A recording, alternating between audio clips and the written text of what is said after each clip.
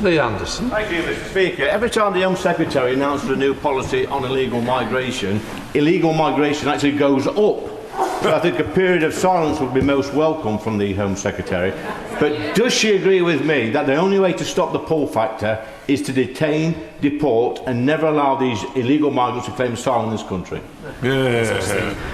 Well, the pilot scheme we have agreed with France involves being able to detain people on arrival in Dover for the first time, something that's not happened before. The problem with his party's approach is, frankly, he sounds a lot like the last Tory government's promises, grand promises that totally failed. They're just rehashing the same chaotic promises without ever being able to provide the detail of how they would make any of their policies work. The British way is to roll up our sleeves and to do things in a practical way, to increase returns and to sort the problems out. Now look, Lee Anderson came out and said, every time a new policy is announced, the number of immigrants increases. It would be best to keep quiet for a while. So think about it. Even people within his own party are now saying, just don't talk. Things are getting worse. That alone is a lesson in itself. Anderson's main point is this: detain, deport, no return.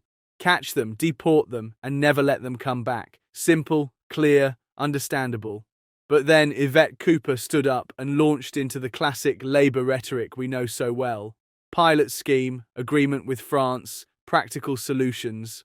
Come on, folks, it's just another version of the same old story. We've been hearing this story since Tony Blair. The result? Thousands of people arriving in small boats across the channel, then being put up in hotels, with us footing the bill.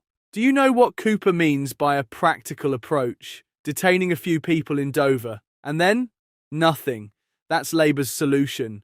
Window dressing. Remember, Starmer turned his nose up at the Rwanda plan just last year, saying it was unethical and unworkable. So what's your alternative? Silence. Plenty of promises on paper. In reality, our borders are porous. And the real joke is this. Cooper tells Anderson, yours have been promising for years but haven't delivered. Well, he's right. The Tories have been making grand promises for years. Deportations, Rwanda, whatever. But what Labour offers is even emptier, because at least the Tories are trying. Labour just criticises. They never say, we'll do this. It's always, this won't work, that's wrong. So what are you going to do, Starmer? Come out and explain. But no, instead they fill time with words like practical and moderate.